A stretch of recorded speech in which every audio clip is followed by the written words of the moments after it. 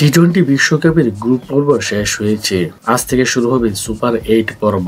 যদিও সেখানে নেই পাকিস্তান টিম। গ্রুপ পর্ব থেকে 2 ম্যাচ হেরেই তাদের বিদায় নিশ্চিত হয়েছিল। ইতিমধ্যে পাকিস্তানের বেশিরভাগ ক্রিকেটারই দেশে ফিরে চলে এসেছে।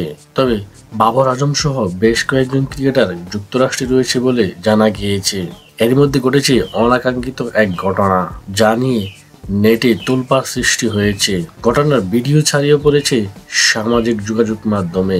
সেখানে দেখা যায় পাকিস্তানি পেসার হারিস রৌফ তার স্ত্রীকে নিয়ে ফুটপাত দিয়ে হাঁটছিল। সেখান থেকে কিছুটা দূরে দিয়ে যাচ্ছিল কয়েকজন ক্রিকেট সমর্থক। হঠাৎই হারিস দাঁড়িয়ে পড়ে কিছুটা দূরে থাকা এক ভক্তের সঙ্গে কিছু একটা কথা বলতে থাকেন। এক পর্যায়ে মার মুখে হয়ে ওঠেন সেই ভক্তের দিকে এগিয়ে যান পাকিস্তানি পেসার। এ সময় তার স্ত্রী থামানোর চেষ্টা করলেও হারিস রৌফ থামেনি। তিনি স্ত্রীর হাত ছাড়িয়ে মার মুখী হয়ে এগোতে থাকেন ভক্তের দিকে। পরে আশেপাশে কয়েকজন ব্যক্তি হারিসকে থামানোর চেষ্টা করে। ক্ষণিক পরেই শান্ত হয়ে যান হারিস। দুই পক্ষে কি ঝামেলা হয়েছিল জানা যায়নি। ভিডিওতে তাদের কথাও ছিল স্পষ্ট। এই ঘটনার পর উভয়ই ঘটনাস্থল ত্যাগ করেন।